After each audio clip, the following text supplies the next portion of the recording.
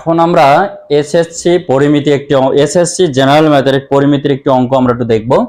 অঙ্কটি হচ্ছে একটি রম্বসের পরিসীমা 180 সেন্টিমিটার এবং কর্ণ দেওয়া আছে 54 সেন্টিমিটার কর্ণ। তাহলে একটি রম্বসের পরিসীমা 180 এবং ক্ষুদ্রতম কর্ণ হচ্ছে 54 সেন্টিমিটার। অপর কর্ণ এবং ক্ষেত্রফল বের করো। প্রথমে আমরা বলি যে আমাদের দেওয়া আছে একটি রম্বস, এই রম্বসের পরিসীমা দেওয়া আছে এবং তার ছোট একটা কর্ণ যেটা সেই কর্ণটা দেওয়া আছে। তাহলে বড় কর্ণটি বের করতে হবে এবং সেই সাথে ওই রম্বসের ক্ষেত্রফল বের করতে হবে। তো যারা আমাদের ফেসবুক পেজ থেকে দেখছো তারা অবশ্যই আমাদের পেজটি ফলো দিয়ে লাইক কমেন্ট শেয়ার করো। আর যারা আমাদের ইউটিউব চ্যানেল থেকে দেখছো অবশ্যই আমাদের ইউটিউব চ্যানেলটি সাবস্ক্রাইব করে আমাদের পাশে থাকো। এখন আমরা একটু খেয়াল করব, আমরা যদি একটি চিত্র থেকে আমরা একটু খেয়াল করি, এটি হচ্ছে আমাদের রম্বস। এখন এই রম্বসের পরিসীমা দেওয়া আছে, আমরা জানি রম্বস মানে বর্গের মতো, অর্থাৎ রম্বসের পরিসীমা যদি থাকে অর্থাৎ 4a, এই রম্বসের চারটা বাহুই কিন্তু সমান, এ বি বিসি সিডি এবং এডি। এ বি বিসি সিডি এবং এডি চারটে বাহু সমান, অর্থাৎ 4a, আমি যদি বলি চারটা বাহু 4a 180, তাহলে এখন এই যে এ বি একটা বাহু কত, 180 থেকে আমরা যদি 4 ভাগ করি তাহলে অবশ্যই আমরা পাবো এখানে কত, 4 4 16, 2 4 5 20, এই যে একটি বাহু আমরা পাবো হচ্ছে 45 সেন্টিমিটার। তাহলে আমরা এখন যেটা দেখছি যে রম্বসের এক বাহু পেলাম এবং আমরা পাবো কর্ণ আমাদের দেওয়া আছে, কর্ণ ক্ষুদ্রতম কর্ণ যেটা বিডি, এই যে কর্ণ ক্ষুদ্রতম কর্ণ হচ্ছে বিডি, এই বিডি = 54 সেন্টিমিটার। আর এখন আমাদের বের করতে হবে এসি কর্ণ = কত, এবং আর একটু বের করতে হবে এ বি সি ডি এর ক্ষেত্রফল অর্থাৎ রম্বসের ক্ষেত্রফল। তো আমরা জানি রম্বসের ক্ষেত্রফল হাফ ইন্টু কর্ণদ্বয়ের গুণফল। তাহলে প্রথম কর্ণ দেওয়া আছে, দ্বিতীয় কর্ণ আমাদের বের করতে হবে। দ্বিতীয় কর্ণ বের করতে পারলে আমরা রম্বসের ক্ষেত্রফল আমরা পাবো। সেক্ষেত্রে আমরা এখন একটু খেয়াল করি যে ছোট কর্ণ যেহেতু 54 দেওয়া আছে, এখন এই রম্বসের কর্ণদ্বয় যেমন এই সিড বিডি ছোট কর্ণ, এই যে এই কর্ণ যখন এখানে ছেদ করেছে তার মানে এটা দুই বাহুর সমান, অর্থাৎ এই যে ও বি সমান ও ডি সমান, তাহলে সমান দুই ভাগে ছেদ করেছে, রম্বসের কর্ণদ্বয় পরস্পরকে সমভাবে ছেদ করে। এখন এই যে ও বি বিডি আমরা লিখতে পারি কিনা যে 54/2 = 27, 27 দুগুণে 54। তাহলে আমাদের কর্ণ টোটালটা যেহেতু 54, এখন আমরা ও বি আর ও ডি 54 আমরা বের করতে পারি। তাহলে এখন এটা ভাগ করলে হয় 27। তাহলে আমরা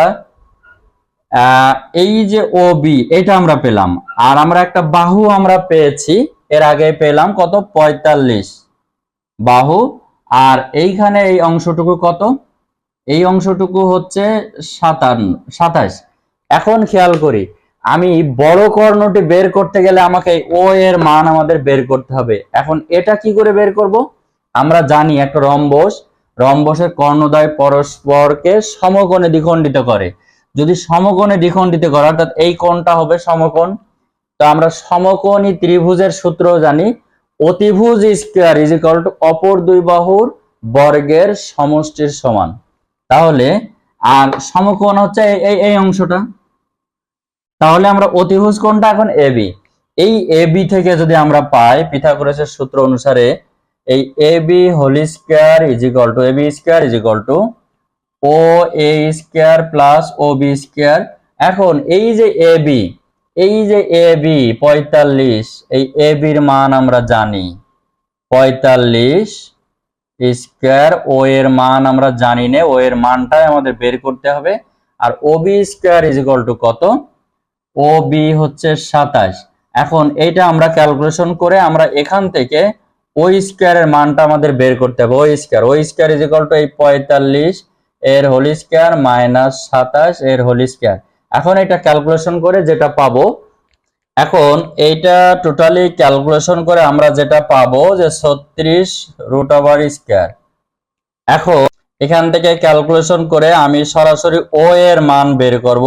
ও এর মান পাবো হচ্ছে আমরা 36। এখান থেকে ক্যালকুলেশনটুকু করলে যেটা পাবো, সেখান থেকে আমরা ক্যালকুলেশনটুকু করে ও এর মান হচ্ছে আমাদের কত, 36।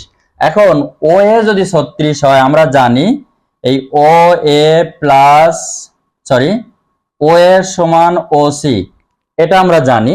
তাহলে ও এ সমান ও সি, ও সি সমান হচ্ছে কত, 36। যদি ও এ সমান ও সি হয়, তাহলে কি আমরা এসি ইজ ইকুয়াল টু লিখতে পারি কিনা, ও এ প্লাস ও সি, তার মানে 36 যোগ 36, অর্থাৎ এই যে 72। এই যে কর্ণ, তাহলে আমাদের যে বড় কর্ণ বা অপর কর্ণ এসি ইজ ইকুয়াল টু 72 পেলাম। তাহলে আমরা একটা কর্ণ পেলাম কত, এইটা ইজ ইকুয়াল টু 72 পেলাম। এখন আমাদের ক্ষেত্রফল বের করতে হবে। তো আমরা এখন জানি যে রম্বসের পরিসীমা, যেহেতু পরিসীমা আছে, পরিসীমা থেকে আমরা বাহু বের করলাম, আমরা কর্ণর অপর কর্ণ বের করলাম, ছোট কর্ণ বড় কর্ণ দুইটা কর্ণ আমরা পেলাম।